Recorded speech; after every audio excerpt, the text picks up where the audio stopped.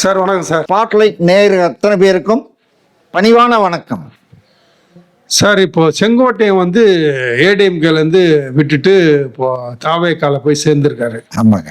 இப்போ அது வந்து கரெக்டா இல்லை ஏடிஎம்கேக்கு செய்கிற துரோகமா? அஇஅதிமுகவினுடைய சுகத்தை அனுபவிச்சுட்டு எல்லா சுகங்களையும் அனுபவிச்சுட்டு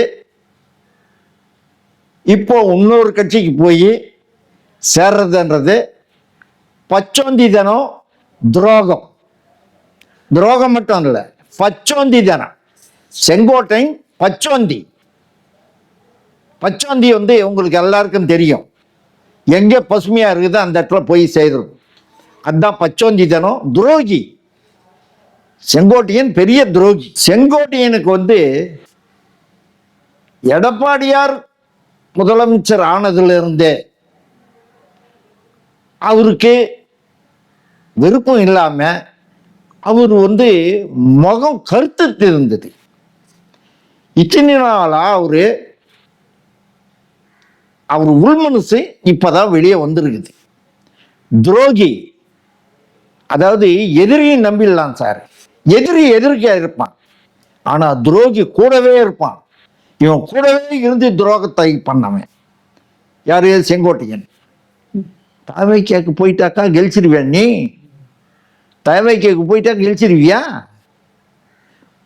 விஜய் பாய்சன் விஜயை கெலிக்கிறது கஷ்டம்டா. புரியுதா உனக்கு? இது அதிமுக கடல். எங்களுக்கு மக்களோட தான் கூட்டணி. அதிமுகவுக்கு ஆரம்ப காலத்துல இருந்தே, புரட்சி தலைவர் காலத்துல இருந்தே, ஜெயலலிதா அம்மா காலத்துல இருந்தே, ஜானகம்மா காலத்துல இருந்தே, நம்ம எடப்பாடியார் காலத்துல இருந்தே மக்களோட தான்டா கூட்டணி. செங்கோட்டையா, உனக்கு தெரியாதா இது? உன்ன மாதிரி ஒரு பச்சோந்தி துரோகி வேற எவனும் இருக்க மாட்டான். எல்லா சுகத்தையும் வேணும். எம்எல்ஏ பதவி, மந்திரி பதவி அனுப்பிச்ச, அதனுடைய பென்ஷன் வாங்குற, அந்த பென்ஷன் வேணான்னு சொல்லிட்டு எழுதி கொடுண்டா. நீ ஒரு தாய்க்கு ஒரு தகப்பனுக்கு பிறந்தவனா இருந்தா நீ அதை எழுதி கொடு. எனக்கு அதிமுகவில் நான் மந்திரியா இருந்தேன், எம்எல்ஏவா இருந்தேன், பென்ஷன் வாங்குறேன், அது எனக்கு தேவையில்லைன்ட்டு வெறும் எம்எல்ஏ பதவி ராஜினாமா பண்ணிட்டாக்க எப்படிடா? உன்னை தேர்ந்தெடுத்தது மக்கள். புரிஞ்சுக்கா? மக்களை கேட்டியா? மக்களை கேட்டுதானே நான் எல்லாமே செய்வேன்னு சொல்றேன். எந்த மக்களை கேட்ட நீ? அதிமுக மக்களை கேட்டியா? பொதுச் செயலாளர் கிட்ட ஏதாவது ஒரு வார்த்தை சொன்னியா? நீ பாட்டுக்கு எங்கோ போற, போய எவ்வளவு தூரத்துக்கு போவ? போய் சேர்ந்த இடம் எப்படி எப்பேற்பட்ட இடம் தெரியாதா? உன் வயசு என்ன? 78 வயசு. 78 வயசுல பிளகாய் பையன் கூட போய் தலைவன் சொல்லிட்டு ஏத்துக்கினிய. உன்ன மாதிரி பச்சந்தி எவனுமே இருக்க மாட்டான்டா. இது நான் சொல்லல, தமிழ்நாட்டுல இருக்கிற எம்ஜிஆர் மன்றங்கள், மூத்த தொண்டர்கள். நான் என்னமோ மூத்தவன்றிய, எனக்கு ஜூனியர்ரா நீ. எனக்கு ஜூனியர் நீ செங்கோட்டையா. எனக்கு நீ ஜூனியர். எப்படின்னு சொல்றேன் கேளு.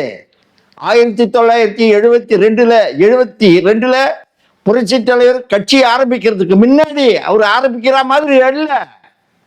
அவரு கணக்கு கேட்டாரு. கணக்கு கேட்ட உடனே ஊர்ல தெரிஞ்சு போச்சு, எழுச்சி ஆகி போச்சு. புரட்சி தலைவருடைய கணக்கு கேட்டாரு அப்படின்னு சொல்லிட்டு நானும் அண்ணன் அனைத்துலக எம்ஜிஆர் மன்ற தலைவர் முசிறி புத்தனும் தாக்கப்பட்டதுனால அதிமுக அக்டோபர் 13ஆம் தேதி தாக்கப்பட்டதுனால அதிமுக 17ஆம் தேதி அறிவிச்சாரு. 18ஆம் தேதி கட்சியை தொடங்கினாரு. இது வரலாறுடா. அதுக்கப்புறம் தாண்டா நீ அதிமுக சேர்ந்த. நான் 64ல இருந்து எம்ஜிஆர் ரசிகர் மன்றம் தான். எங்க வீட்டாண்டா மக்கள் திலகம் எம்ஜிஆர் ரசிகர் மன்றம் இருந்தது. அதுல சாதாரண மெம்பர் நான். அன்னைக்கு நான் வந்து மெம்பராக இருந்தேன், உறுப்பினராக இருந்தேன். அதுக்கப்புறம் தலைவர் கட்சி ஆரம்பிச்சு பேர் தொண்டனாக இருந்தேன். மறைஞ்சதுக்கு அப்புறம் பக்தனாக இருக்கிறேன். இப்போ விசுவாசியா இருக்கிறேன்டா. உன்ன மாதிரி டோமர் கிடையாதுடா நான். என்னை கூப்பிட்டிய வீட்டுக்கு, என்ன உனக்கு அது செய்கிறேன் ஓம்படி, நீ வந்து பெரிய ஆளு, நீ மூத்தவன், என்ன மாதிரி நீயும் மூத்தவன், நீ என் கூட இரு அப்படின்னு சொல்லிட்டு என்னை வீட்டுக்கு வர வச்சு ஞாபகம் இருக்கா? சால்வை போட்டி ஞாபகம் இருக்கா? என்னை என்ன கூப்பிட்டேன்? நான் என்ன சொன்னேன்? போயா நான் எப்ப அக்கா எம்ஜிஆர் என்ன போய் கூப்பிடுறிய, அவன் பிள்ளைக்கா பையனுக்கு போய் கூப்பிடுறிய என்ன அப்படின்னு நான் சொல்ல உங்ககிட்ட.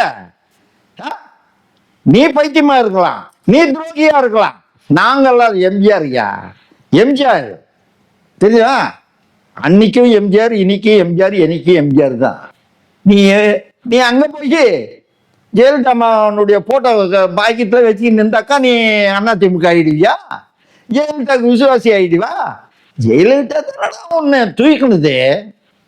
உன்னை செங்கோட்டையா, உன்னை ஜெயலலிதா தான் தூக்குனது. கட்சி விட்டு, அந்த பதவி விட்டு, மந்திரி பதவி விட்டு, கல்வித்துறை விட்டு போனா போதுன்னு சொல்லிட்டு உனக்கு எடப்பாடியாரு பெரிய மனசு பண்ணி உனக்கு மறுபடியும் மந்திரி பதவி கொடுத்தாரு. அப்பேற்பட்ட மனுஷன் முதுகுல குத்தனை பத்தியா? இது மறக்கவே முடியாதுடா.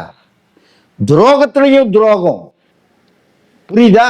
நீ செய்தது மாபெரும் துரோகம். நீ படுத்து நினைச்சுப்பார், கடந்து வந்த பாதையை நினைச்சுப்பார்.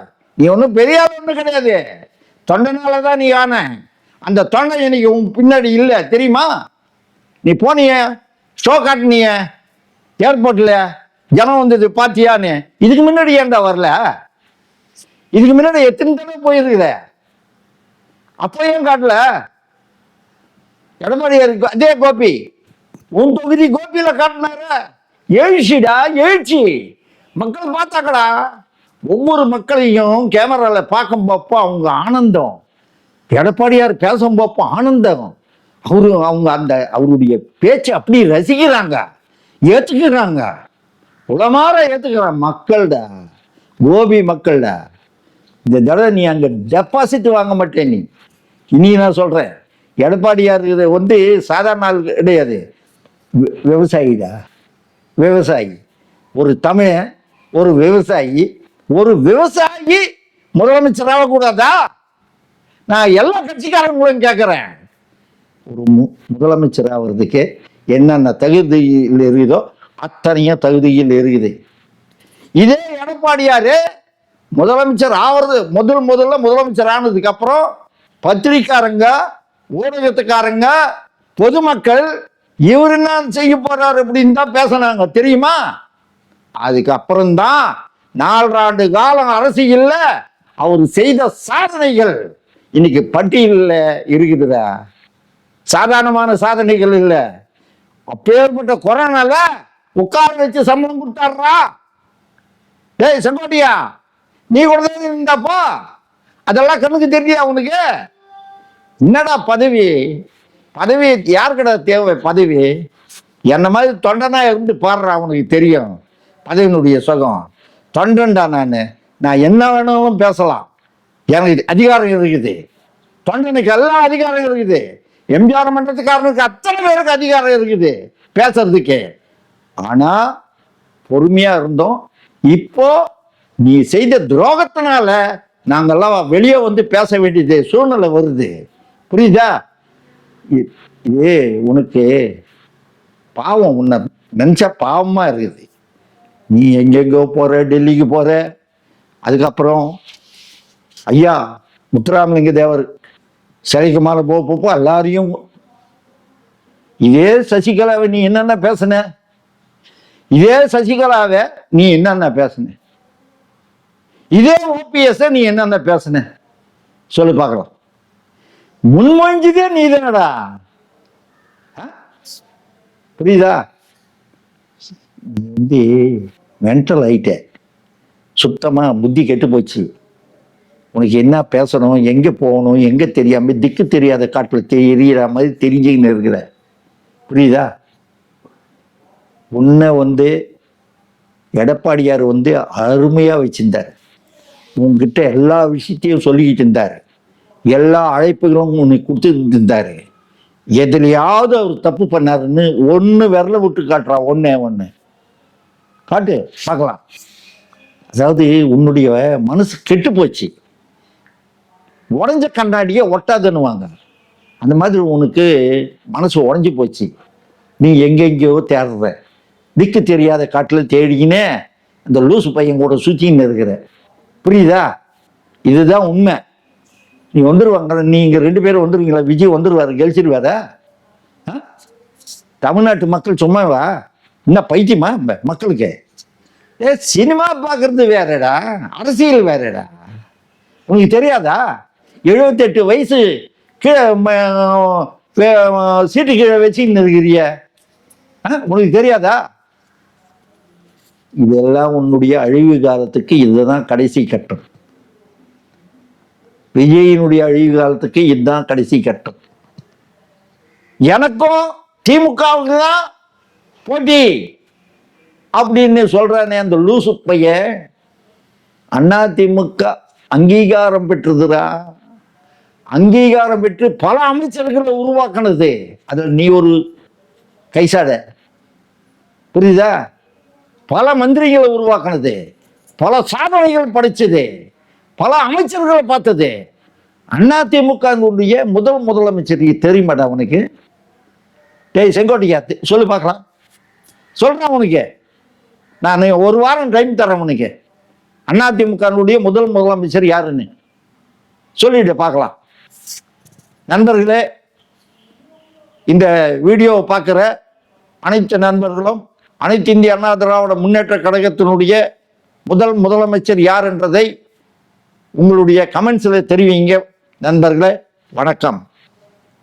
இந்த வீடியோ உங்களுக்கு பிடிச்சிருந்தா லைக் பண்ணுங்க, கமெண்ட் பண்ணுங்க, ஷேர் பண்ணுங்க, சப்ஸ்கிரைப் பண்ணுங்க.